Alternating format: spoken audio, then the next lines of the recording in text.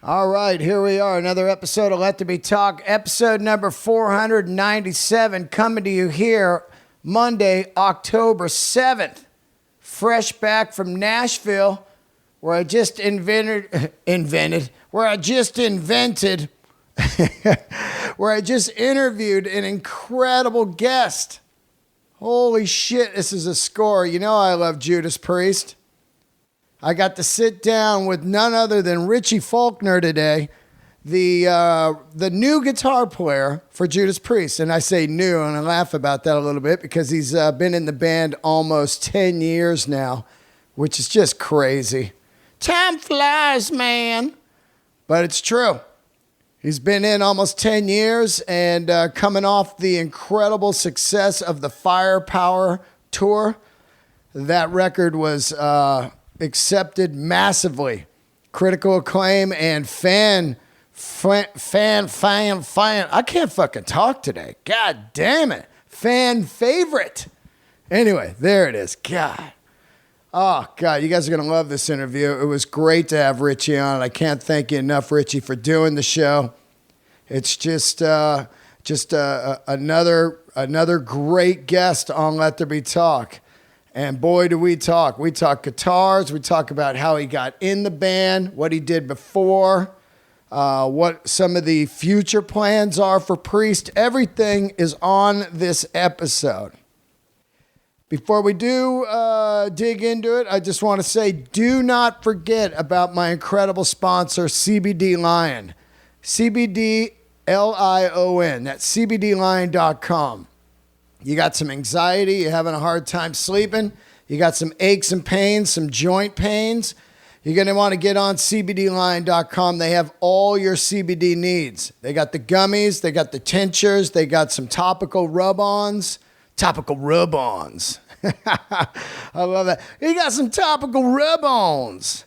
They have some vape, shatter, everything, whatever way you want to take your CBD. I love this company. It's organic, no GMOs, vegan, third-party tested. It's not made by some kook in a garage and sold at 7-Eleven. This is the real deal, super clean CBD oil. CBDLion.com. Use the code DEAN, Dean, and get 20% off everything all the time. Not just once, all the time. Del Razors, get your CBD from CBD Lion. Help it out. Help it out. Help out the system out there, the podcast, and help out yourself. CBDLion.com. Code is Dean. Oh, yeah. I love you guys, CBD Lion. Let's see here. I want to say thank you to the Patreoners. Got some new ones out there. We've got 51 episodes up on Patreon right now. It's patreon.com/Dean Del Rey. Lots of good stuff. I'm kind of getting the hang of doing these cool solo episodes. I enjoy it. Looks like some people are digging it. And brand new Patreoners. What do we got? Arthur Michian. I'm sure I fucked that up, Arthur. I love that. That's the Fonz's real name, if you didn't know. Arthur Fonzarelli. And then Quentin Farrow. Welcome aboard, Quentin. Yes, that's close to Quint, so that's a dope name. Just go by Quint, like Jaws. You never know. I'm fucking nuts. Hey, let's see. The 18th, I'm going to be at the Sierra Mountain Winery. Is that what it's called? Saratoga Mountain Winery up in the San Jose area with Bill Burr. December 21st, I'll be with Bill Burr at the Vegas Cosmopolitan. Joey Diaz and I are taking over Omaha, Sacramento, San Francisco, and Detroit. You can find those tour dates, all of them, on DeanDelRey.com. Hell yeah. I also want to give a very special shout out. I was at the High Watt Rock Club on Saturday, and man, was that fucking cool. I was out there, and I did some comedy, and then I watched two amazing rock bands completely destroy it.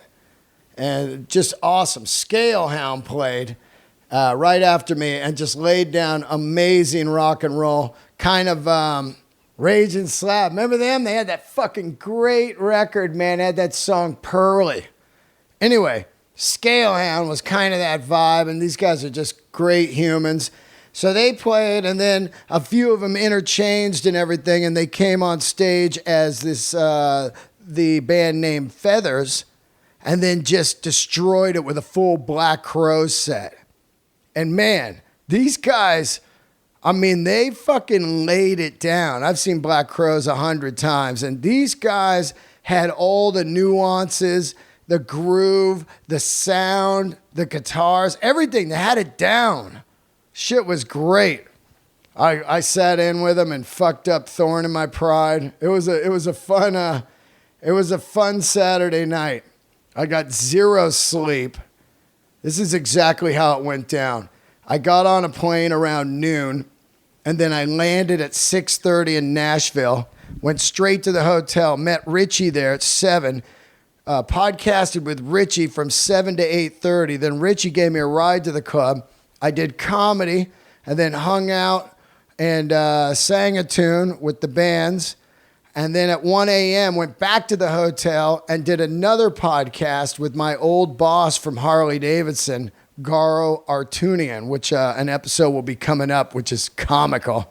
He was my boss at Harley right when I left music, and then he was with me all the way until I started comedy. So there's some great stories there. But podcasted with him till 3 in the morning, and then just laid in the bed for about an hour, and then went back to the airport, flew home, and zero sleep. Zero sleep. So that's why this podcast is a little late. I'm just trying to catch up on life. Anyway, I hope to see you guys this week. I'm all over LA doing comedy. I'm going to see the Rival Sons on Thursday night at the Wiltern. I'll be doing stand-up at the Comedy Store, the Ice House, and the Laugh Factory all week. Catch me all over town. I love you guys. Let's keep the candles lit. Here he is right here from Judas Priest, the heavy metal band, Richie Faulkner.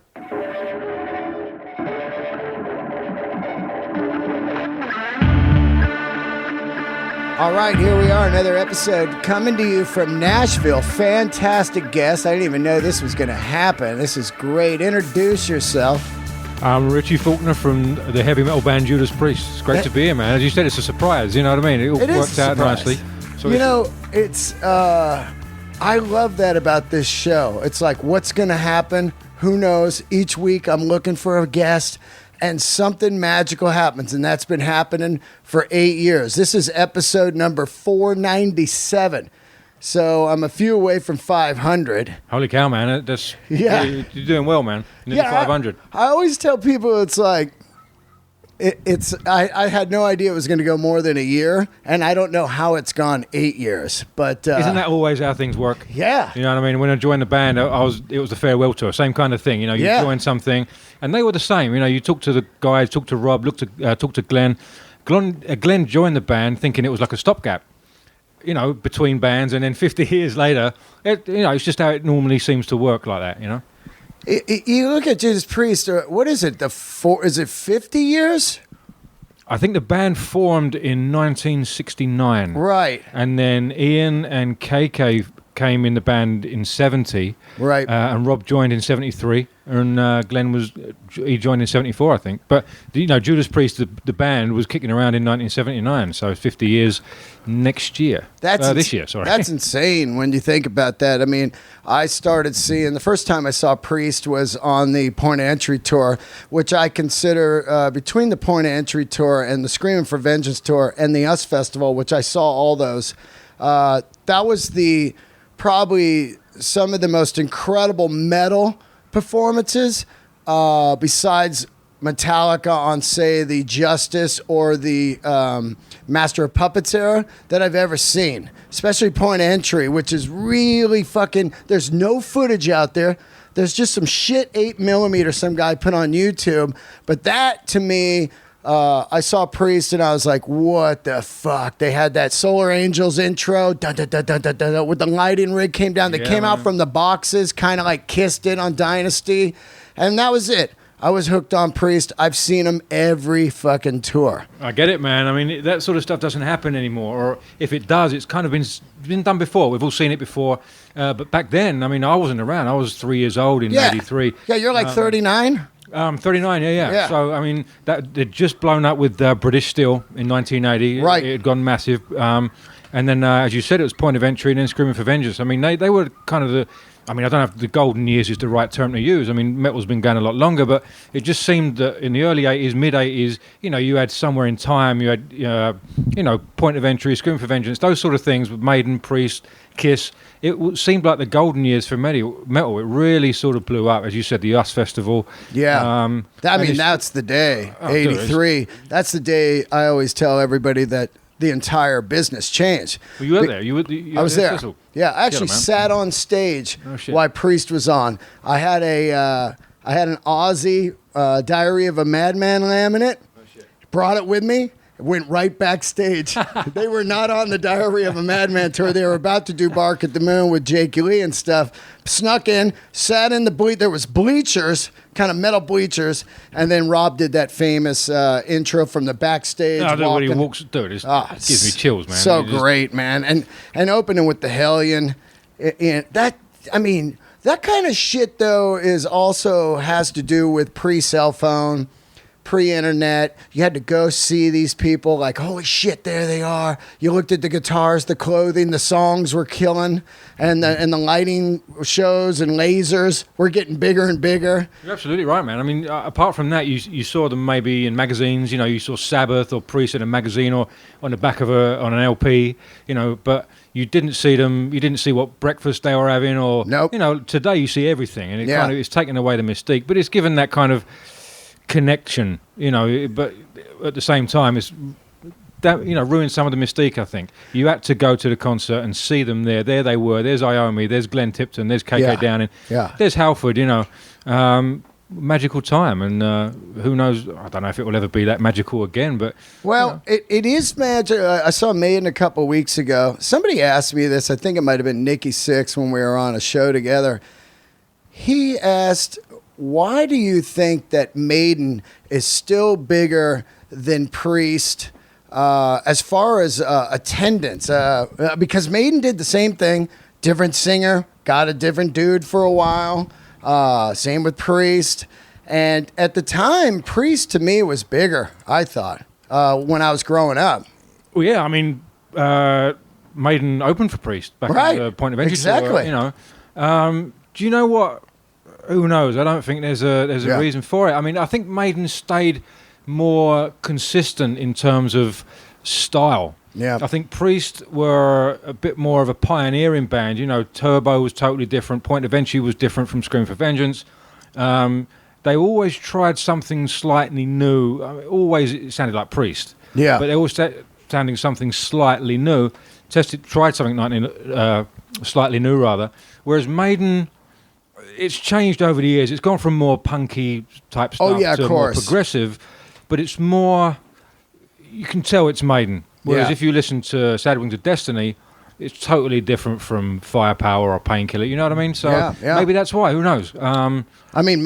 Priest, when you think back, in 77, they opened the last show for Zeppelin that Zeppelin ever played in the U.S.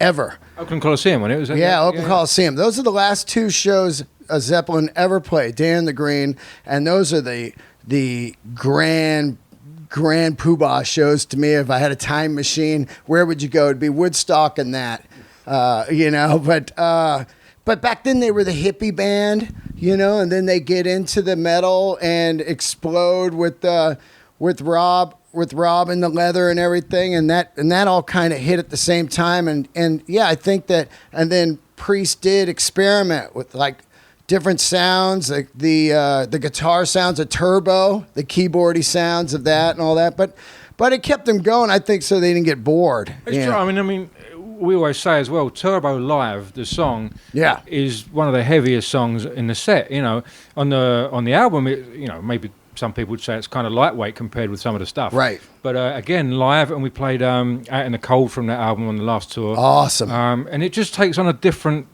sort of vibe live, as you can imagine. But they always experimented, they always tried new things. And I think, back in the day, heavy metal didn't exist. Yeah. And nowadays, bands seem to be trying to make heavy metal. Oh, yeah. Whereas back in the day, they were trying to make new music. And I think that was a difference, and that's how you pioneer. They weren't trying to make heavy metal. It was just brand new. They were trying to do new stuff, and everyone sounded different. Everyone was using the same amplifiers, but all the guitar players sounded different. Yeah. Whereas nowadays, there's millions different, I'm trying to say, there's tons of different amplifiers, but a lot of guitar players sound the same. Oh, absolutely. You know what I mean? Absolutely. Especially with this fucking, these modular amp, no heads.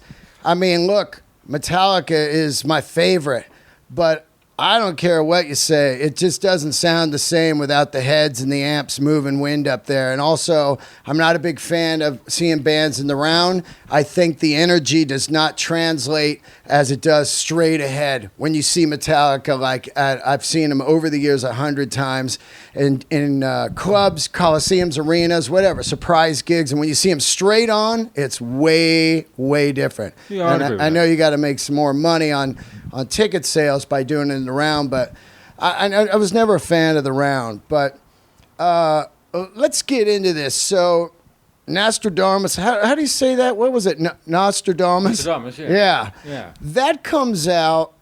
It's this kind of opera. They're thinking of touring it. The record doesn't really do good at all. Then they announce a farewell tour. We all know what happens. KK says, okay, I'm going to do this. And they go, oh, wait, we want to keep going. And KK's like, oh, I buy on the golf course. I'm out of here. And eventually wants to come back. But you joined the band, and like Rob says, and everybody says, and I saw it, it was insane. It was massive new energy into the band. Let's get into a little bit of how you even got into this band. I know you got a couple emails. You thought they were fake. Then you got a call. But who recommended you for this? Was it Steve Harris? No, it was a friend of mine called Pete Friesen. He used to play in Alice Cooper's band back in the Trash of the World tour. And I used to play in a cover band, and Pete used to come down. It's like a metal cover band, right? Metal cover band. We used to play Alice. We used to play Priest. You're like the singer from that joined.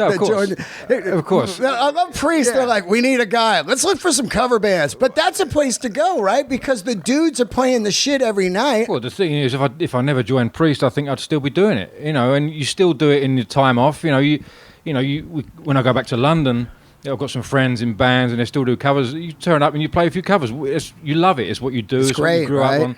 It's nothing like playing some UFO, love it, and it keeps out. Your chops. It keeps your chops up, and that's exactly what this guy Pete Friesen was doing when he was off the road with Alice. He'd come down and play some shows in Camden every Sunday, and again we played Alice and Priest and Maiden, Deep Purple, Sabbath, Santana, Pink Floyd, the lot. So one of the crew members from Priest, when the situation went down with Ken, they knew Pete from the Almighty and Alice Cooper, and they told the band got in touch with Pete. And Pete's a great player, but he's a blues player. And I think he realised that you can't really fake the guitar player position in Priest. Right. Is he like a John Sykes guy, like plays more in like pentatonic, that kind of... He's a blues guy. He's very... Peter Green, Peter Green, exactly. Gotcha. That kind of stuff. Yeah. So he respectfully declined, and he said... thanks for the opportunity, but he's not the right guy for it. I think he just had a baby at the time as well. And so the guys said, can you recommend anyone else? And he recommended 3 people, apparently. And I was one of them. And they got in touch, but it was a wrong number because I hadn't seen the guy for a few years. So they got in touch with Maiden's production team. We'd been with Maiden on tour with Lauren Harris for a few years. And they got in touch with the production team and said, have you got Richie's number? Luckily they tracked me down a little bit. They were persistent. And right. Imagine that. Yeah, you 86 a couple emails. They got the wrong number. They just move on. Yeah, dude. And it's one of those things where they would have got another guy, and I never would have known. Nope. It just passed you by.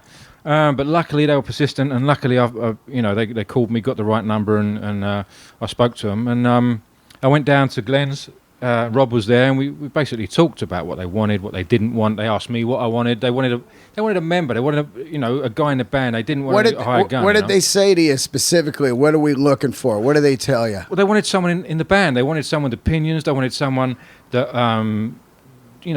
had their own style. They wanted their own, didn't want me to turn up and play Ken's gear, or, they didn't want me to play a red Flying V. Right. I played Les Pauls and Flying Vs and SGs at the time, and it was, So you did play Flying Vs at the time. Oh, yeah. Because I wanted to get that out there because, a lot of people, especially KK, he's like, he just comes in, he takes my persona, playing my V and guitar. Well, it was actually, I am a Michael Schenker fan. Of course. Michael Schenker is the V. I mean, there's more people who play Flying V than KK Downing. You know what I mean? Yeah, I don't actually know who was first, Ken or Michael Schenker. I would say Michael Schenker probably because he was playing a Strat for the years. And in the Scorpions, right? And he played a Les Paul as well. No, I'm saying Ken was playing a Strat, I believe, like a Tobacco Burst Strat. Yeah. And then I think around, he gets that kind of V, which I saw he just sold, which was the 76 Bicentennial one. Yeah. And but he definitely, for early stuff on Sinner, you needed a real tremolo. You couldn't use one of those shit Bigsby's that came on the V. That's the thing. I mean, it was, as technology has moved on over the years, Floyd Roses have been like the mainstay for that sort of stuff. And with the Les Paul, I didn't want to take a chunk out and put a Floyd Rose in there. Yeah, the SGs were too thin, really. You could put one on, but it's Judas Priest. And right. And also Glenn played SG Jr. Yep, absolutely. For years. He played Les Pauls as well, back in the day in Strats. And I thought it was appropriate to bring the V out and put a Floyd Rose on it. And went from there, really. I mean, obviously Ken played a red one. Yeah. Mine's kind of always been black, and I've done my own thing. You got the dual pick guard too, which I love. Dual pick guard, yeah. That's pretty fucking cool. Did you come up with that when you came out with your own model, or did you have that on an old model that you used to play? Well, Gibson made me a model when I joined the band because I needed the Floyd, so they made me one. And since I joined the band, I've been customizing it, so different pickups, different scratch guard, pick guard. That's that British scratch guard. Yeah. And Plector for pick. Yeah, Plectrum. Plectrum. Yeah. It's just one of those things you try and... One of the hardest things that I find to do is make your own sound, make your own niche. Everything's kind of been done. So hard, dude. It's really hard. Hard. So I'm always striving to... I mean, you can hear the influences straight away. There's Zakk Wylde, there's Dave Murray, there's Michael Schenker. You can hear them. Oh, yeah, but Angus. You always try... Angus, dude, all of it. But you're trying to, what can I say? What can... visually and sonically as well. And the double pick guard was that there's an old V that has one on it. It's got a double pick guard. An old vintage V had it? Yeah. I don't remember that, but that's cool. It's in two parts. It's not a whole thing. And again, there's a few custom appointments on it, and it's gone from there, really. So when they talk to you, we don't want this, we want that, then do you...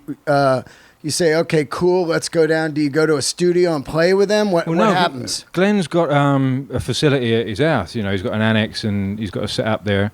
And, the things I didn't want is, they don't want a druggie. They don't want any problems. Yeah, they're old school dudes. Yeah. It's like, hey, fit in here or fucking see you later. And they were upfront about that. It wasn't, they were great guys. It was like me and you sitting down talking friends over a pint or so. And then, so we went into the studio setup, and Glenn's tech was there, and he set me up with a sound, and Glenn went to make a cup of coffee.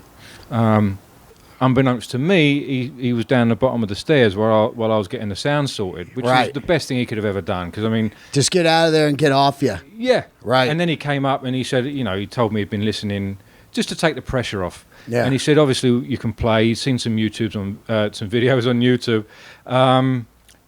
He said it was obvious you can play, and he wanted to know what I would do on the Priest stuff. So they were coming up with a set list for the Epitaph tour at the time. So they said when they come up with, 4 or 5 songs that they're definite that they're going to do, they'll send them to me and want to hear my take on those songs. And I think it was Beyond the Realms of Death, Victim of Changes, Blood Red Skies, and something else. The ones with the long solos that are signature. Exactly that. They wanted to hear what I'd do.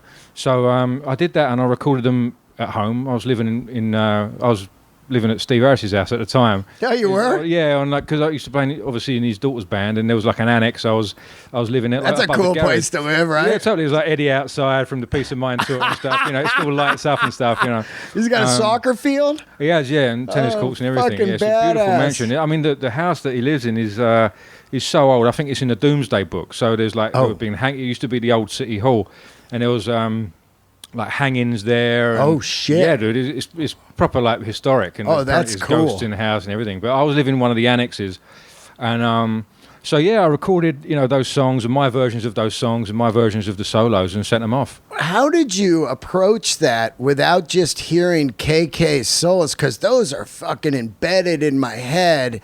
You know, as soon as it comes up, let's say Sinner. You know, and it starts out, you know, like you're just going to go to that. Or did you just play on that and then go around it with your own stuff?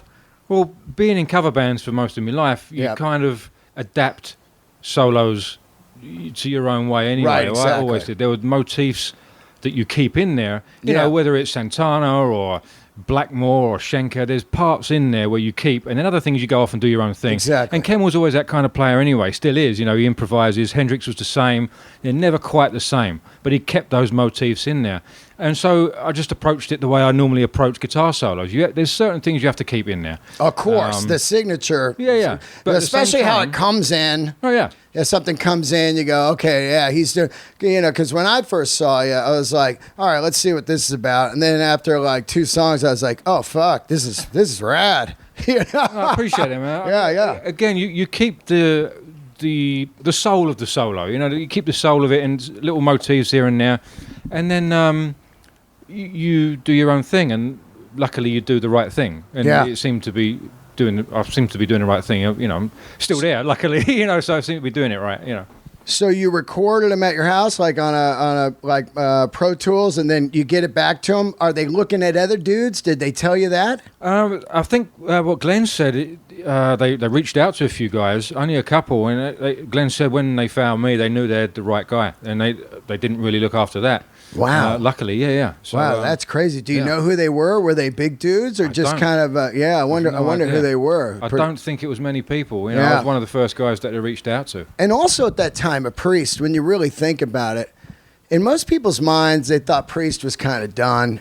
You know, they were kind of back. They were sliding down because the record didn't do good. Then KK leaves and everything. So, all right, let's go out. So maybe a lot of people are just like, let's see what happens here. They had lost a singer before, then got Rob back. Now they don't have the guitar player. But once it comes back, it's the word spreads right away. And I think that's a positivity of the Instagram and internet, because right away people can see you and go, oh, whoa, shit, this guy's killing it, you know? Yeah, I mean, obviously you get the haters. Yeah, dude, you're going to get them. Of course. You know, you're going to get the clone comments. You know, I've got long blonde hair, flying V, and leather jumpsuit almost. Sunglasses. You know. Yeah, exactly. Yeah. But, did you look like that when you were in Lauren's band? Because I never saw. I saw. Pretty much. Yeah. So that's just your fucking look. Again, Schenker, Zach, KK, Randy Rhoads. You know, all those guys. I mean, to say it was a Ken clone was fairly narrow-minded, you know what I mean? There's tons of guys with flying V's and long hair. And I mean, I think the thing is, if I'd have dyed my hair black to be different, I'd have been shot down. You've got to be real. You've got to be who you are. And I grew up on Ken. I grew up on Glenn, and as I said, the guys that I mentioned. So you just got to be who you are. And I grew up with those guys, and I'm not ashamed. I wear them on my sleeves. You know, they're all my influences, and I'm not afraid of that. So well, you're 39, so you. I mean, those are the kings that you're going to listen to. But there's no point trying to hide it. Yeah, not at all. It would be like if they got that singer, the guy that was in Priest for a while. It would be like if he sounded like Eddie Vedder. You know what I mean? If he came in and he's like, Cinerado,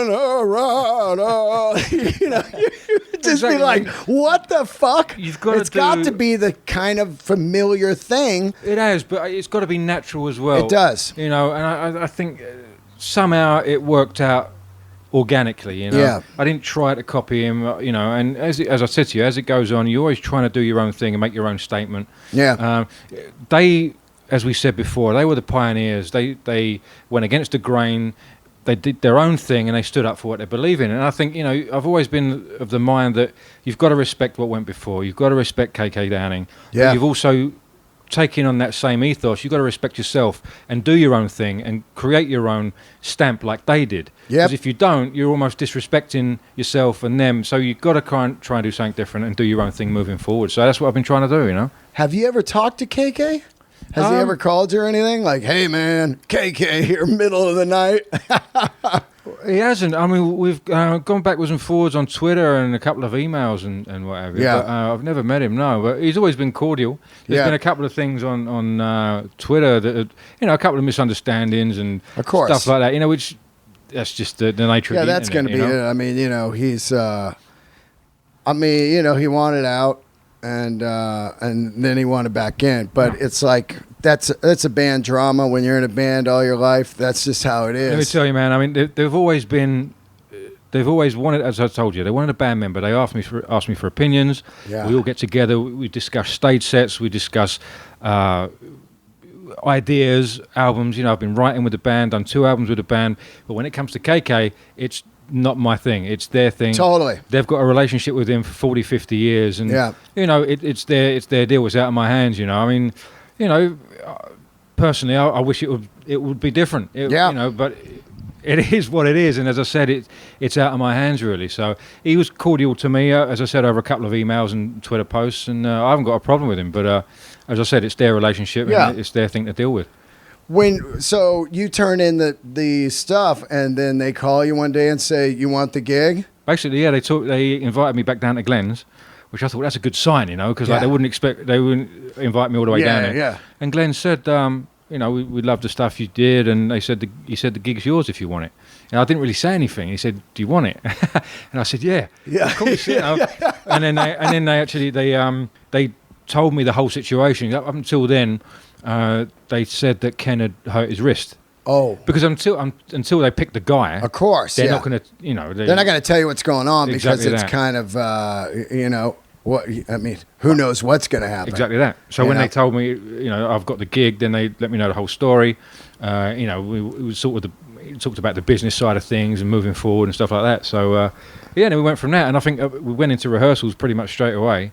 So the idea was to go out right away, do the Epitaph tour, and let them see you. And also their idea was, we're not on a farewell tour, or was that going to be the farewell tour? That was the farewell tour. I mean, they always said they were going to do select dates here and there, but as far as world tours, that was the final world tour.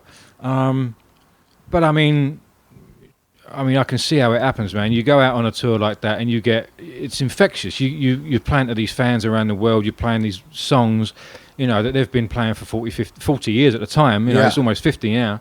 And you kind of get inspired to write new stuff, and you go in the studio and write new stuff, and let's do an album. It sounds good, release the album. Oh, we've got to play this live, and then you go out on the road again. So it's like a circle, and then you go out on the road again, and the cycle repeats. And then we go out and do Firepower. We go out and do the Firepower tour. Now we're thinking about doing the 50th anniversary, but we're also the creative people. We're all creative people. So you can see how, although it was the farewell tour, that's what they do. They've been doing it for 50 years, and they're creative guys, and I don't think they're going to stop unless they can't do it anymore. But imagine how great it is for you. So you're joining the band. You're like, this is the farewell tour. Cool. I'll do this for a year. Then I'll go back to whatever I'm doing. And then it just keeps fucking rolling. Next thing you know, you're doing the Firepower record. Yeah, dude. You're getting some writing credits. You're in the studio. Now you get to lay down your own licks that you're playing live. And here we are. We're through that run now, and 50-year anniversary or something. I mean, that's just incredible for you, right? It is incredible. I mean, again, it's a testament really to. People say sometimes, "What do I think the secret to the longevity is?" And I think it's really a testament to how much they love doing it. Yeah. Otherwise, they wouldn't be doing it for this long. You know what I mean? Absolutely. The fans are amazing. It's infectious. The touring, the creative. They just love it. Again, otherwise they wouldn't be doing it. So yeah, here we are almost 10 years later. I joined in 2011. Yeah. And it's almost 9 years ago. But you never know. Yeah, you never know. You never know. You're just kind of grateful for, what happened. And I'm sure they are. Like 50 years later, I'm sure they didn't expect it 50 years ago. Yeah. Who knew that they could make a 50-year career out of heavy metal music? And here they are. So you know. Look at these guys like Metallica and Iron Maiden and Priest that are doing massive numbers. Anthrax, Slayer. And it's just like, what the hell, man? Absolutely. This is. I was around when this was ground zero, and I thought it'd last about a year. The crazy thing is, like, everyone asks the same thing. What's going to, when AC/DC goes away, when Maiden retire, when Priest retire, there's a few things bubbling, but there's nothing really. Nothing really big. Not really. There's great stuff out there like Gojira, Mastodon, this kind of stuff that is really taking it a different way and really original. But it is also there at a level like where metal was when I first started listening to it. Kind of junior high guys sitting around going, "Yeah, check out Gojira," but it's not like. But who knows? It could change later on as people look for more things to hear. Hopefully. Yeah. I mean, music always evolves, and that's how it works. The cycle, maybe comes back again. But it's interesting to see what happens. As you said, Gojira. Bands like Ghost and Better Van Fleet and all that sort of stuff. Rival Sons, big fucking smashers out there in the rock. Let's say you're 39, so let's get into how it starts for you, because what is that, 90s you're growing up in for as far as music? I know your influences are Hendrix, Schenker, Eddie Van Halen, stuff like that, but were you listening to any contemporary stuff in the 90s? Were you a grunge guy? What's going on there? I was never really a grunge guy. I was always, because it wasn't technical, as I said, as you said, I was into Hendrix and Maiden, Lizzie, UFO. So the grunge stuff wasn't really appealing to me. It was more songwriting and attitude and vibe. To me, it was more about the technical. I was 11 or 12, and I wanted a challenge. Yeah. And I wasn't looking at the grunge stuff. But was that your era?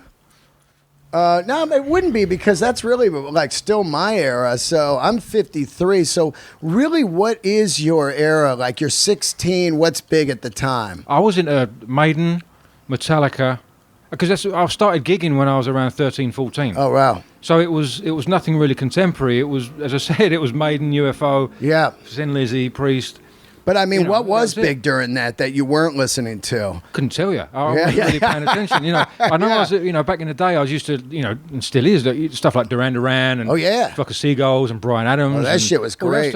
Love that. I love it now. Great stuff. Songwriting. I just had John Taylor on last week from Duran Duran. Yeah. This fucking guy sold 100 million records, and rightly so. I mean, it's great stuff. And they wrote those songs and played the instruments. It's like wow, great. It's so unique. And, and a lot of stuff I've said before in interviews. You'd never tell, but all that stuff goes in. There's certain stuff on the last two albums that I've done you'd never tell, but if I told you what the references are, you can hear that stuff everywhere, because everyone gets influenced by different stuff. There's Duran Duran in there, there's Bryan Adams in there, there's references, tiny ones. Yeah. But it all we all take music in and distill it other ways, A lot of my shit was like Prince. Dude, stuff. Sign of the Times record. Totally. Who listens to the news? And you listen to the news. I'm wearing a sweatshirt right now. People think I'm wearing it for comedy. I'm like, are you kidding me? The sports record is some of the greatest songwriting done in the 80s. Totally. And you had it's all about songwriting in the movies first. As well. You had Back to the Future, Who Loses and that. It was just for me. That was kind of mid to late 80s, early 90s. I was into all that synth pop and pop stuff. And then, as I say, I got into the guitar maybe 9 or 10 years old, and by the time I was 13, I was playing in pubs. A bit of a novelty. I knew a couple of guys on the scene. Right. Bit of a novelty. 13-year-old kid getting up playing a Les Paul and playing UFO and Thin Lizzy. You had a Les Paul at 13. Yeah. Wow. Yeah, I borrowed one. I had like a Strat copy at the time. Strat copy. What was it? A Seville or something? Memphis. It was a Sun Mustang. Oh, wow. But to me, it was a Strat. And it was Hendrix's guitar. It was a black and white Strat, and I don't know what happened to it, but the first proper guitar I got, I don't know what happened. I just sold it to a friend of mine, actually. I painted it white and sold it to a friend of mine at school. But I got the first guitar I got, because Mum and Dad got divorced. Mum took the guitars away, so Dad bought me another guitar to get out Mum. So he got me this Epiphone Flying V. And it was a white Flying V, rad. Epiphone Flying V with a Floyd Rose on it. And I played that every night, man. I used to play the Live After Death every night. I used to come home from school, and people used to go out from school and, get into girls and booze and stuff. I used to go home and play Live After Death, and you had Adrian Smith on one side and Dave Murray on the other. Killers. So I used to learn Murray's parts and turn him off, and then just play through the whole record. And that's what we used to do. I used to do that for months and months and months. How crazy is it that's what you're playing over and over, and then you do the Somewhere Back in Time, the Live After Death Part 2 tour, which I saw. The Egyptian stuff. Yeah, I saw that tour. I saw the original one, and then I saw it in Orange County there at Irvine Meadows when they played. Yeah. But my point is, there you are. First, you're living at Steve Harris's house, and you're playing on that tour of the songs you learned the guitar on. Yeah, that's got to be crazy. It's pretty surreal, And again,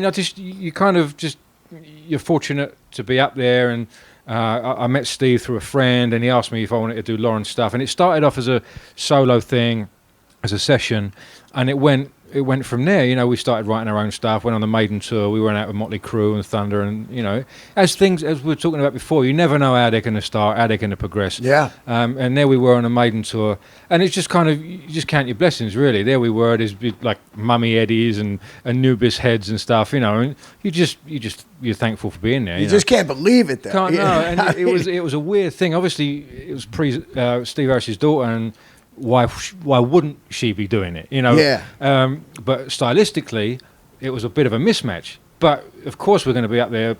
I'd do the same thing. You know what I mean? If it was my kid, you're going to put them out the way you know. So we were just trying as hard as we could to win over those audiences, and it was great for me. I'd never been on a tour like that before, and the Irvine show, I remember there weren't many people there. Everyone was tailgating, which was a new thing to me. Right. Outside. Actually, that was a shit pull in. Actually, what was going on there? No one was tailgating. It was like one fucking road in, and I remember it specifically because we were like, "What is going on here?" And we had gone in we had a town car or something, so because the guys wanted to drink. And it took us like an hour to get in there. People were furious. They tore that place down recently. Yeah, they did. Yeah. There's another one near there. Yeah, but that's a shit one. That's a temporary one until they make something real. Yeah. But they tore down a legend there. I just remember though, like, it's one of those things where you don't know at the time, but when the opportunity for Priest comes up, they're looking into my history, right? And they know that I've been on world tours. It was one of those things where, like a Goldilocks moment, it's just right, because I'd been around the world, I know the rules of the road, but I was unknown. So, absolutely, because I'm a guitar king and music guy, and I didn't know who the hell you were. I was like, what I mean. Who is this guy? So they want That's someone, almost better, though. Well, this is what I was talking about, that what they didn't want and what they did want. They didn't want someone who had a name. They didn't want someone like who come Shanker. with extra baggage. Yeah, because it would come with extra baggage. You never know. Yep. They didn't want someone who was unknown, because you could get them all rehearsed, and they get the leather and studs, and then they go out on stage and they freeze up. You never know. Oh, so yeah. I was right in the, as I said, the Goldilocks moment, where the porridge is just right. That's what I'm saying. So I've been out around the world. I've done some big tours in Maiden. We've done some huge crowds in Rio and Argentina. Insane. But I was unknown. So I was right in the right place at the right time, and without Lauren stuff, I wouldn't have been able to get that opportunity, I don't think. Yeah, so I mean, just playing in a pub every night. Also, you don't understand how to play to a big That's right, crowd. no. I'm a comedian, and now I'm out with some guys, Bill Burr and Marin and Burr.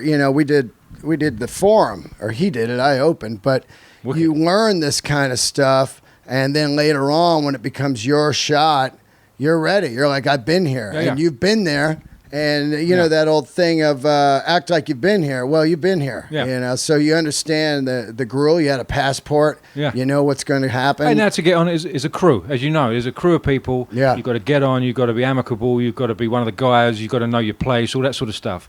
And you don't know that's going on, really, when you're doing it, But when you look back and you realise what you've been through, it's like an education without knowing.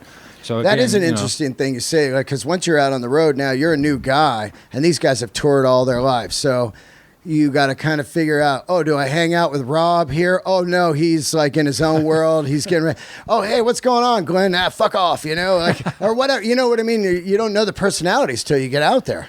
You don't really. I mean, we spent some time together, obviously in rehearsals, and And dude, they're just like me and you. Yeah. You know, they're down to earth guys. They're easy to get along with, and it was pretty instantaneous. Although there's a 30 year gap between me and Glenn. Yeah, right. But they're into the same stuff. They're into, you know, music and Hendrix and Stevie Ray Vaughan and motorbikes and cars and, you know, same sort of stuff. So it wasn't hard to get on with them, you know what I mean? And it went pretty quickly.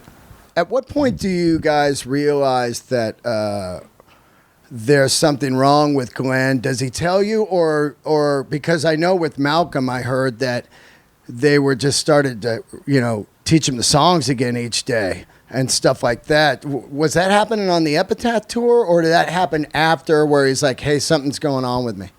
It was during the Redeemer of Souls tour that he got diagnosed. Maybe actually a bit before. So it's after the Epitaph tour, before the Redeemer of Souls tour, he got diagnosed, and they told him that he'd had it for quite a few years before that, but he didn't know. Right? He kept it quiet, which is absolutely is up to his business. You know what I mean? Well, also you kind of think, right? Like, am I just an old dude? You know, am I getting old, or what's going on? You know, yeah, maybe. You know, but he chose to go and check it out, and they told him that it was the onset of Parkinson's, and he told us. But he was able to do the Redeemer of Souls tour. Right. We had to change the set slightly. You know, some things we couldn't do, some things we had to adapt slightly. You know, was it because of his motor skills or his memory? No, I think it's motor skills. Right. I think it's motor skills. I think I'm right about that. Yeah. I know it must be frustrating. He knows what he wants to do in his mind, but the physical aspect. I got it, yeah. You know what I mean? And we actually started off the Redeemer of Souls tour. We didn't do Painkiller. We didn't do Electric Eye. There's a few songs we didn't do. Right. Halfway through the tour, I think we were in Australia somewhere. We started to do it, and you know, he warmed up. He got the strength back, and he was able to do it. But when it came to the rehearsals for the Firepower tour, you know, and I mean, he pushed it right to the end. He was in rehearsals. He was trying his best, and it got to the point. Which is, I mean, it takes a big man, especially Glenn's a proud man. He's been at the top of his game for, as I said, you know, 50 years, and to admit anything like that is a big move. And he sat us all down and he said, "Guys, I'm not going to be able to do this tour." And it was a bit of an emotional moment, as you can imagine. There was some tears. Oh man, it's just, I mean, that's a.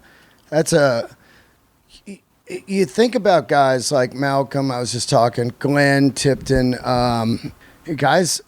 Where they, you know, I don't know what's going on with Eddie Van Halen right now. Everybody's, you know, there's all these rumors or whatever. But you think about these guys that, especially Malcolm, who had an army of money. Mm-hmm. And, I mean, that guy is close to a billionaire, that corporation. And when your health takes its toll, there's nothing you can do. But he did play music all his life, which is incredible. Yeah. So, I don't know. I would trade. You know, I would trade. If somebody said, "Hey, you're going to play music all your life, but you're going to get to this age, you're going to be super rich, and you're not going to be able to do it." Well, I'll do that. Sure. At least I'm not at Burger King. Yeah, I hear you. Yeah, I mean, he's an influential guitar player. He's a great friend. He's a hero. You know what I mean? And it's incredibly sad, obviously, and it must be incredibly frustrating for him. And he says, you know, to see us out on the road and he's not there with us, it's incredibly tough for him. Oh, it's gotta be. You know, I mean, it's gotta be. It's like your lady out there. That's right. You know, You know, and you're just like home. But he comes out when he can. Oh yeah, I saw him in L.A. He came out. Yeah, that was awesome. We're doing we've got one of these Firepower tours over. Yeah. But we've got one of these dates with Ozzy, which is still part of the Firepower tour in February, March, I think it is, in Europe. And, you know, Glenn is hoping to come out for that. He comes out at the Encore if he can. Yeah. So he's still hoping to do that. So, you know, he's a fighter, man. And I think, you know, Glenn's one of those personalities. I don't think Priest would be Priest without him. Oh, no, not at all. You know what I mean? It's his tenacity and the way he writes music, the way he plays guitar, and the personality that he is. As I said, man, he's a great friend. He's a hero. But he's just watching him and learning from him. Without Glenn, it wouldn't be the same band. So, you know, hopefully he's going to come out again in Europe and in the UK when we do it. So, fingers crossed. When you joined, were you I know if I joined Priest, it would be a whole different set list, But when you joined, were you like, how about we do Grinder, or were you throwing any things out there? Like, you got to be in there checking your tone, like dun gun gun gun. Yeah, I mean, when I joined, it was just I was happy to be there. Yeah. So of course. it was whatever the guys wanted to do, and that was it. But then they started asking me, as I said before, what do I think? We had too many songs. I think we had it was 2.5 hour set for the Epitaph tour, which is a long old set, and I think we had to drop maybe 4 or 5 songs. So it was, what should we drop?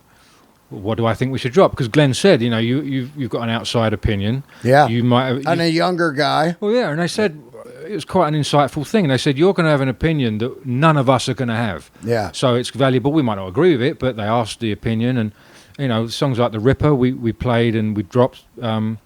Heavy metal, I think we played, but we dropped. There was a couple of things. Right. But apart from that, man, I'm just happy to be there. I'm finding my niche and of course, getting to know the crew, getting to know the band. So whatever you guys want to play, I'll do it. You're like, I'll play anything. Yeah. I'll play Parental Guidance. Right, exactly. Yeah. I don't know that. Then you go, I don't know about that. Well, I would do that again. I wouldn't mind if Rob wanted to play Baron. What are you going to say? No. Yeah. Oh no, I know. I'm just joking. No, of course. It's so funny because I am such a fan of Priest. I met Rob years ago at the Concrete Convention and an elevator ride, and I was like, holy shit, that's Rob, right there. Yeah.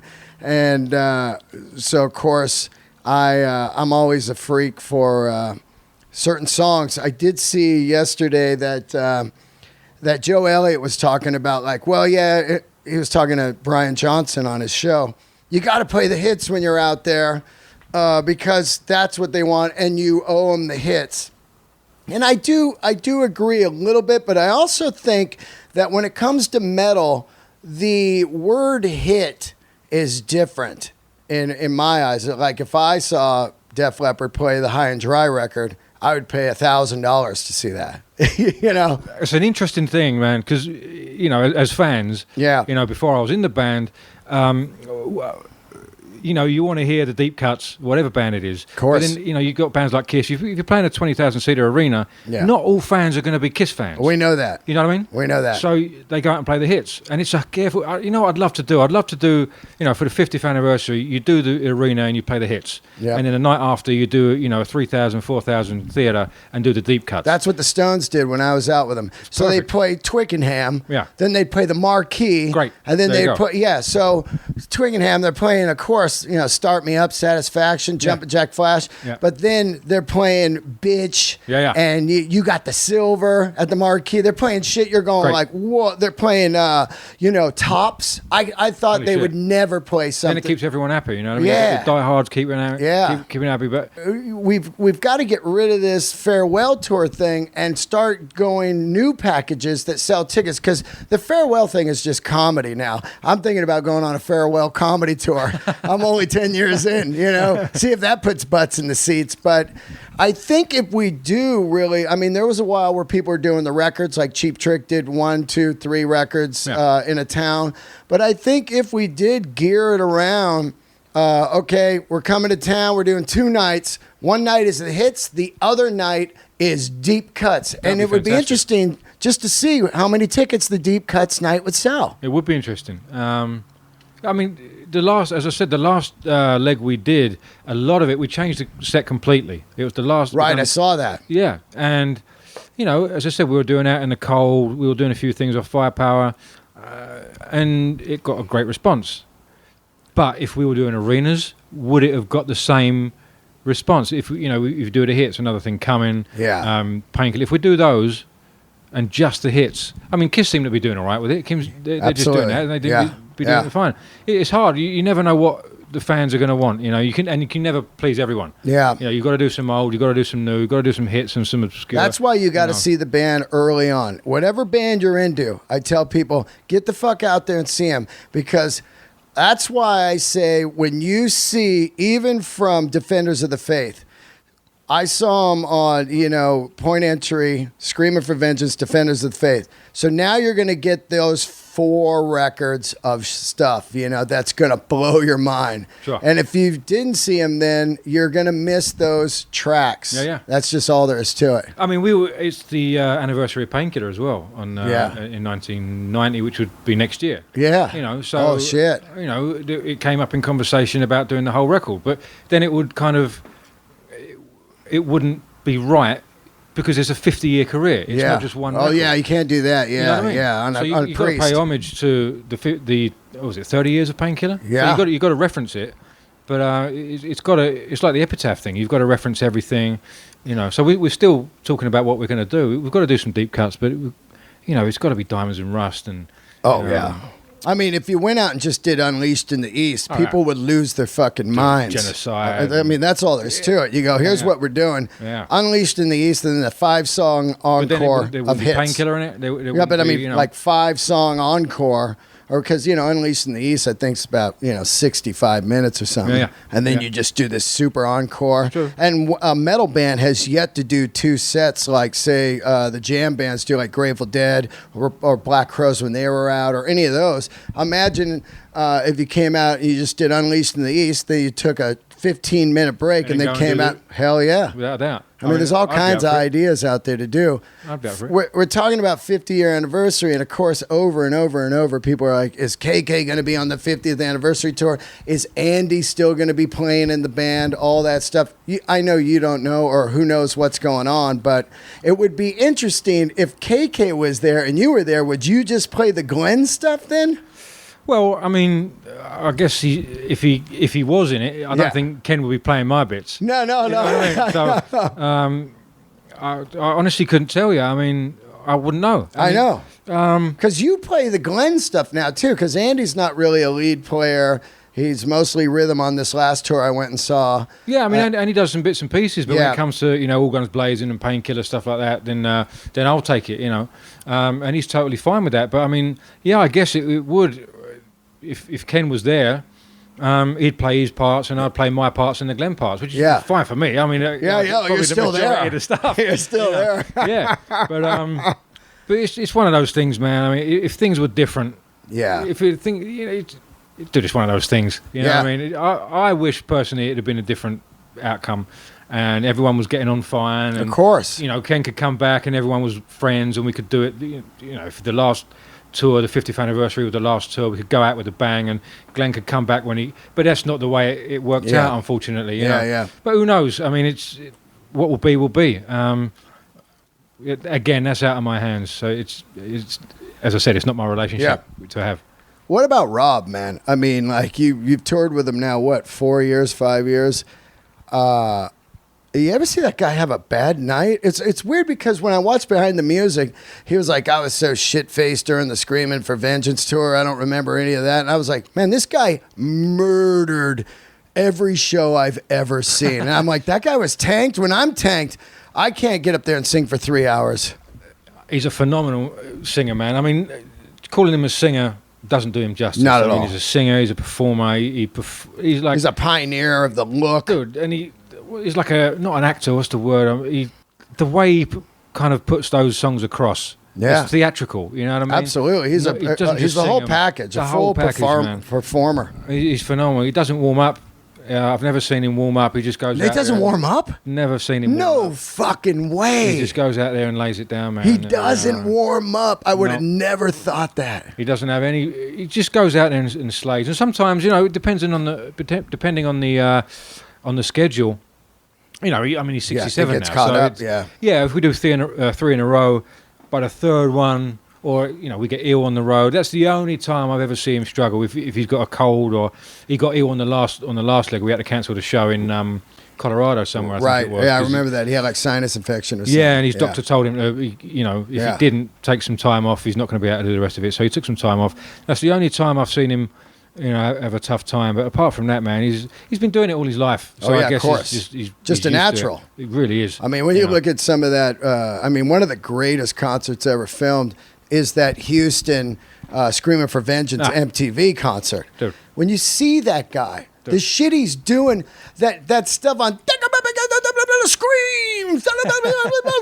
Dude, I remember just before we done the Redeemer of Souls tour. Yeah. There was someone, because we all read the socials, and someone said something about, Rob, why don't they play Screaming for Vengeance? Rob can't sing it anymore. Yeah. And he went, what the fuck are they talking about? And he sang it in the dressing room. Yeah. Like, the high bits, and that was it. We were going to do Screaming for Vengeance. And then we did. We brought it out on the next leg. And, he's one of those, he's always surprising you.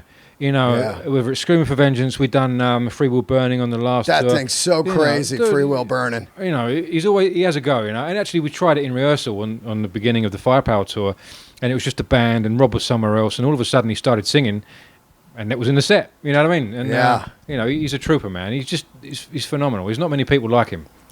I remember Travis from years ago, Racer X. Yeah, I mean, that guy, I've known that guy. I mean, he doesn't probably remember who I am, but I was around the Mike Varney world for years. Yeah. Mike Varney's a good friend of mine. I was around Prairie Sun when all these bands were recording these records. I knew everybody. So it's crazy to think how long Travis has been in the band now. 30 years almost. It's crazy. And he's a machine. He's an absolute machine. Oh yeah, dude. I'll tell you what. There was one time on the last Redeemer of Souls tour when Scott got sick, and he was sick for about a week, and I think he hurt his wrist, and it was like he'd pulled one of those freak things where you pull a drawer out, right? And just to angle your like, wrist. Oh, what the fuck? Like a dumb thing, yeah. Yeah. And it hurt him. He had a problem for about a week, and he wasn't 100%. And I tell you what, Scott. Scott at 60% changes the whole band. Oh, I mean, shit. I'm telling you, Rob is unmistakable. Glenn and Ian is unmistakable. But Scott, I don't think he gets enough credit, really. Yeah. That guy, when he's not on 100%, changes the band completely. He's such an asset to the band. And he doesn't write anything with Priest, but as you said with Racer X, he used to write stuff with Paul. Right. Paul used to come up with those riffs based on Scott's drum riffs. Oh, Like Scarified and stuff like that.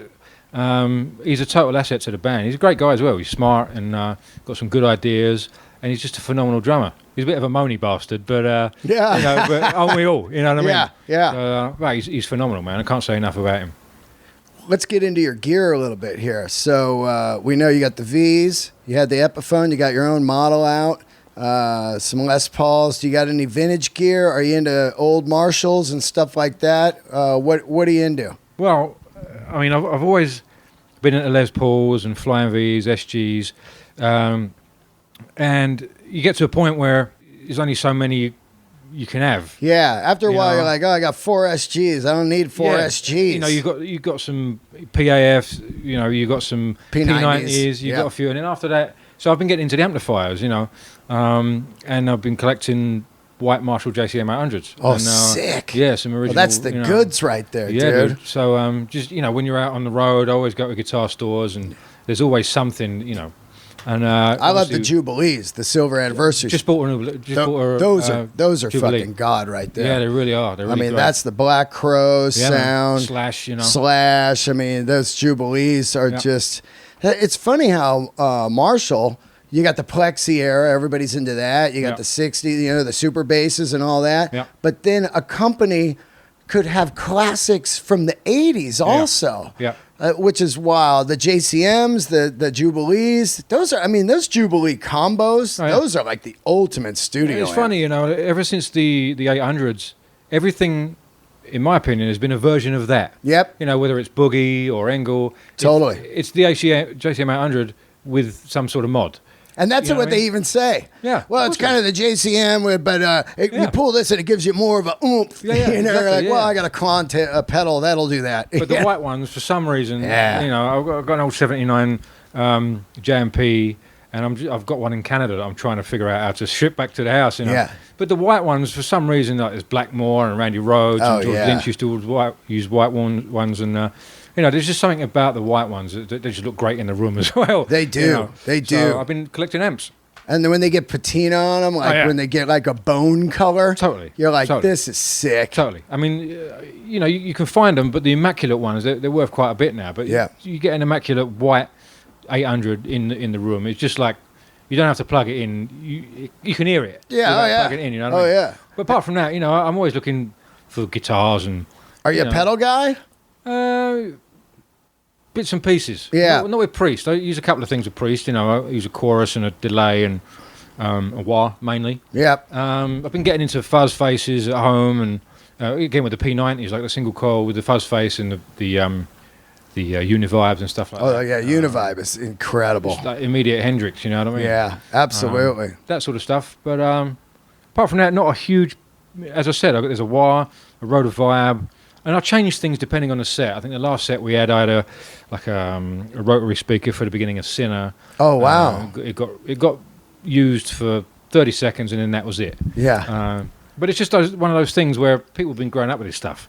They when Sin After Sin came out, they heard that Sinner when it started, and it's that kind of sound. Just through a Leslie speaker, but so then now they make them small. That, Yeah, they do. Yeah. Yeah, you can just carry shit around now. Yeah, we were thinking of putting a proper Leslie up there, but they're heavy but we were just about with Uriah Heep, and they actually they make a new Leslie speaker now. Yeah. Which is a bit more. They're still heavy, but the keyboard player Phil Lanson used actually a proper Leslie speaker, and he has it off the stage, and you can stand next to it, and it's fucking wicked. Wow. The top the horn and the bottom. That shit gets spinning. Wicked. It makes the tone so great. It's fantastic. So, I think Stevie Ray rocked that for a while too. Yeah. He did. Yeah. Did you ever get into Stevie Ray? I mean, that's a heavy blues cat kind of guy. Bits and pieces. I was never into the blues early on. It always, Hendrix was blues, but it didn't sound like blues to me. Right. Hendrix sounded like another planet, whereas Stevie Ray, Eric Clapton, those guys, they were blues guys.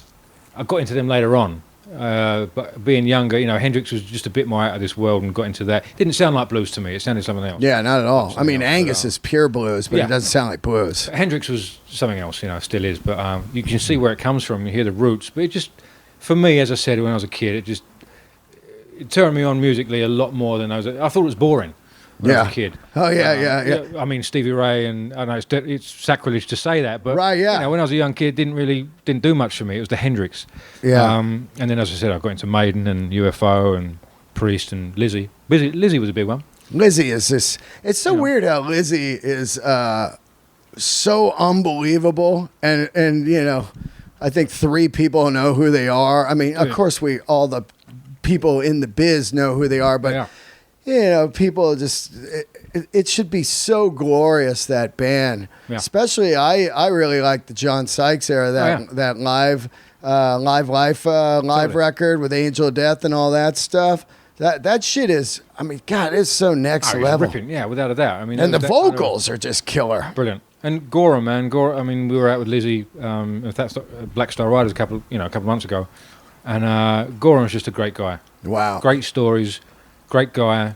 Sit down, have a drink and beer or wine, and just tell stories and just talk about stuff. He's just a great guy, Yeah. He was. I remember actually when the first show we'd done on the Firepower tour, and it was the first one without Glenn, and I was a bit nervous, a bit apprehensive. I didn't know how it was going to go, and we had Black Star Riders out with us. And Scott came up to me, Scott Gorham, and he said, "How's it going?" I said, "Dude, I'm a bit nervous." He said, "Dude, you know what?" He said, "Think about his position." He said, "We lost Phil, we lost Gary Moore." He said, "People want to hear the songs, man." Yeah, you know what I mean. And he's been with the band for that long, and they lost all those guys, iconic guys. And he said, "People want to hear the songs."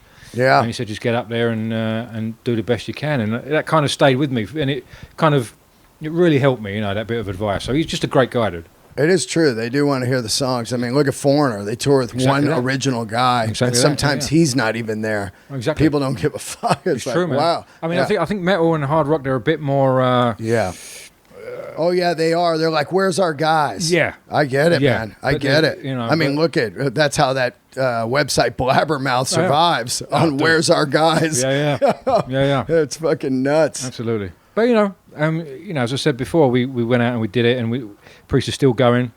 We managed to do it with Glenn, and when Glenn can come out, so we seem to be doing all right. Rob's there, Ian's there, Scott's been there for 30 years. I've been there for almost 10. So, as long as people want to hear the songs, we're going to. Yeah, and the last record got massive accolades. Yeah, it did well. People love that record. Well. They love that record. It's really funny, man. You obviously you do the best you can. Yeah. You never know how it's going to connect. And the stage was incredible on that tour too. Yeah, it was so good. It was amazing though how many people we played a lot of those songs.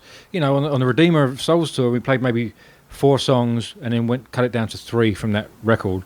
But on the Firepower tour, we played a lot more. We got a lot more life out of it because it connected so well, I think, around the world. People knew the songs. We could get away with playing new songs and introduce them into the set. So it was. I mean, again, it's a privilege to play new songs. And then those new songs become, hopefully, classics. You know what I mean? Yeah. So, but you never know. You know, some of the worst records in the world were good ideas at the time. You know, and they were released and they didn't connect. People didn't like them. Yeah, The Elder by Kiss. Dude, I love that record. People, but when it came out, it was like, what the fuck is this? But it was a good idea for them at the time. But so you never know. You kind of do your best and let it go out in the world. And fortunately, it connected. And we had a great production team, Andy Sneap and Tom Allen. Tom Allen. I mean, he did the classics. You know? Exactly. And he was instrumental. I mean, Andy's been doing it for 20, 25 years, you know, producing. But Tom, not only the technical side of things, but vibe is important. Tom would always be there. It was a smile. It was a joke. It was a bottle of wine at 5 o'clock. Yeah. It was just, and it makes a hell of a difference, you know what I mean? He was instrumental, really. Both of them were, really. But and it came out, they got good performances out of us. They pushed us. And I think, you know, I've said this before, but not many people can tell Rob that ain't good enough. Wow. Apart from someone like Tom. Think about that. Yeah, because he's been there. He's been there. Yeah. And Rob's got the respect for him. He can trust him. Andy as well, of course. But, I mean, it's a bit of a different history with Tom Allen. So if Tom says, no, Rob, you can do that again, Rob trusts him, does it again, and gets the best performances. And we played live together.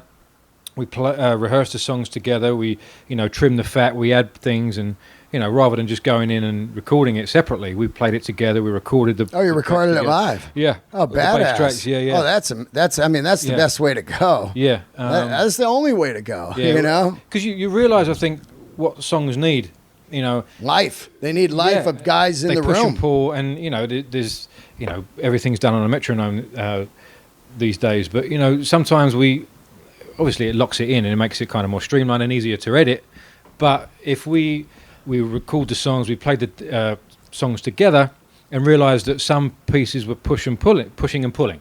That's so great. We adjusted the songs for that, so it would push and pull, and because it was natural. That was the way it felt, and you're bouncing off Ian, you're bouncing off Scott, and you're bouncing off each other, and it kind of gives a different feel, I guess. And I mean, hopefully it came out the right way, you know, so it made a difference, I think. So well, that's how the records were made that we love. Exactly. All of them. They weren't like email me the scripts and I'll fucking put it down. It's like while I'm watching, you know, Real Housewives, you know, people are just staring at a screen and then there you go, send it over. I don't know. That's just, and to me. You record a song and you finish it and you know, release it.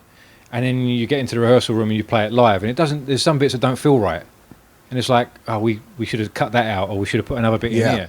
When you're playing it live before you press record, all those bits get ironed out. You know, you feel like you bounce off each other. There's a bit, it feels like something missing. Let's put something in here. What can we do? Or what can we take out? And then you press the record button when it feels right, and it's a big deal, I think. So I'd love to do it the same way again. I think that's the way to do it, really. Are you guys going to do a new record? We want to. Wow, that'd be cool. We've talked about it. Yeah. There were a couple of things left over from the Firepower sessions that we could go back and revisit, and obviously they didn't make the record for a reason, so I don't think we should go in and use them as they were. But it's just a good starting point. Starting point, yeah. Right. So we'll see. We've talked about it. Obviously, we're doing another tour next year, so I don't know when we're going to be able to do it. But I'm always writing. I'm always coming up with ideas. I'm always, you know, you never know where those things are going to end up. And you know, you write them in a bedroom, or you put them down on the iPhone or whatever. You put it down, and then you put them all together. Get together with Glenn and Rob, and some of those like little ideas, they become they songs. blossom. Yeah. And all of a sudden, there's people, you know, driving to a gig, listening to the song, and it's one of those amazing things that you never know how it's going to turn out. So we're always coming out of ideas. So we'll see what happens with that. We're out in Nashville. Before we get out of here real quick, I'm out here doing some comedy and First, are you a comedy fan? Do you watch comedy at all, or? Yeah, I mean, you mentioned Bill Burr. I just the new the Paper Tiger. Yeah. We just watched that. Huge fan of Bill. Never met him. I know he's a big rock fan as well. Big metal fan. He's a drummer as well, right? Yeah. And we were just talking about Priest. I was like, they played with Zeppelin on the, and he's like, wow, he and I went and saw Maiden 2 weeks ago. Wicked. Yeah, we're just out there in an arena watching Maiden. But brilliant. We're in Nashville. You moved here. And before we hit the mics, I was like saying, if you play music and you don't live in Nashville, you're an idiot, because it's just where people are still getting together and recording and writing and playing music completely professionally. There seems to be the industry out here still. What brought you out here? A few different reasons. I mean, not necessarily music. You know, I didn't come here to sort of. Be a country session guy. No, I didn't. No. We were looking for. I lived in Florida.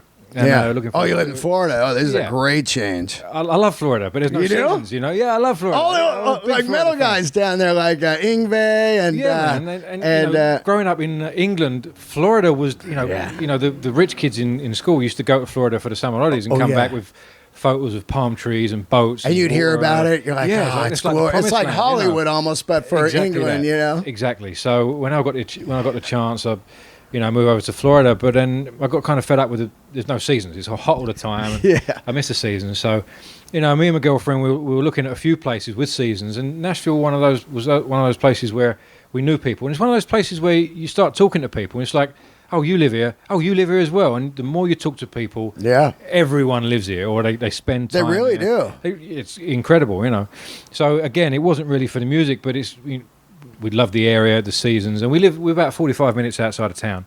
I think it's a great city to live in. Also, good food. Once hipsters invade something, it gets good. People are always shitting on hipsters. Oh, what are you, a fucking hipster? It's like, absolutely. Now hipsters come in, all of a sudden it's like, oh, there's some clean food here. I can get some fucking a good coffee, smoothie. Oh, here's some grass-fed steaks, and all that sounds like somebody listening will go, oh, that's dumb. And it's like, no, when you start eating good and living good, you feel better, and you just live a better life. You're not just run down on shit. And, it's true. And as you said, man, there's a lot of industry out here. You can go out every night and there's a band playing somewhere. There's comedy somewhere.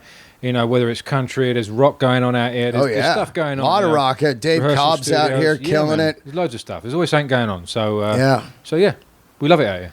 I got to tell you, thanks for doing the show. It's so amazing to have you on. It's a pleasure. And it's great to talk to you, because I think that, I'm sure you've heard some of these questions over and over, but it is also good to get it out there. Like, I think that once people realize, oh, this guy's a human, people just like to sling shit. Fuck this guy, whatever. And then when they realize, oh, he's just not a speck on my internet or on the YouTube comment section. Oh, he's somebody. Then it starts to develop into like, I'm into this. He didn't fire KK. He didn't kill KK, and he didn't ask KK to leave. Exactly. So that's all there is to it. You're right. The band continues on. Do you want the band with Richie, or do you want no band? You choose. Well, that's the thing, man. You're absolutely right. I didn't do anything. You didn't do anything of it. Anyone would have done the same thing. Yeah. The band have been great. The fans have been great. And the band seems to go from strength to strength, and we're still going 10 years later almost. So it's a big thanks to the fans as well. Around the world, and as you said, the internet is a funny place. It is. People have got their own outlet, and they can say what they want. They can, slag before people we never heard from those. those assholes. No, when there's no internet, they were just in their basement like, exactly. I'm better than Richie. They should have chose me. Well, maybe they should have. I'm just incredibly fortunate. I'm just saying, they were just talking to their cat. It's true. You know what I mean? Yeah. They're talking to their cat. You're right, man. It's a funny place, but again, that's a funny thing as well, like the balance between how much you put out. Yeah. You know what I mean? How much you keep the mystique, what we were talking about earlier on. There's people like James Hetfield, they don't do the meet and greets, they don't do anything like that, they don't put themselves out there, but they retain that mystique. And there's other people you got to be at a level to do that, though. Without a doubt. I mean, believe me, if I was a famous comedian, say like at Bill Burr's level or a Marin or whatever, you wouldn't see me at all unless you came to the shows, because I think more than, like people want to be rich and famous or whatever. To me, I'd like to have mystique, like the Zeppelin, Peter Grant era, where it was like, you want to see this band? You buy a ticket and you come see them. They're not playing Johnny Carson. They're not doing American Bandstand. They're not signing at a record store. And what I think, I often wonder, and I really wonder, if every band, actor, and comedian all turned off their social media tomorrow, I think it would drive more people into the seats. If everyone did it. It'd have to be everyone that did it. Everyone had to do it. Yeah, and then it'd be like, what happened? They're all gone. I can't shit on them. I can't see what they're doing every day. No one's going to do it. Everyone's too scared to do that. You know what I mean? I know. But you're right. If everyone did it. And then they would have to go to I got to go to the show and see him. Yeah. I got to go to the show and see him. That'd be wicked. It would be. Like the mystique would be there. And that sounds like a good movie. Yeah, man. Actually, a movie script. Hey, don't be trying to steal that, fools. Thank you, man. Thank you so much for doing the show. Give me your, speaking of that, give me your Instagram. The Instagram, I think it's Falcon Faulkner. Yeah. Falcon came about, Rob called me the Falcon when I joined, because of the surname is Faulkner, which came from Falconer, and Rob called me the Falcon. So it's Falcon Faulkner. That's so cool. On Instagram, yeah. So, All right, thank you so much. Thank you, Dean. I'm looking forward to seeing you in LA or New York. Yeah, man. All right, guys, thanks for tuning in to another episode of Let There Be Talk. There you go, right there. Don't forget to subscribe and leave a review on iTunes. Check out the Patreon channel, patreon.com/Dean Del Rey. And also, don't forget CBD Lion if you need some CBD oils. All right, guys, thanks for tuning in. See ya.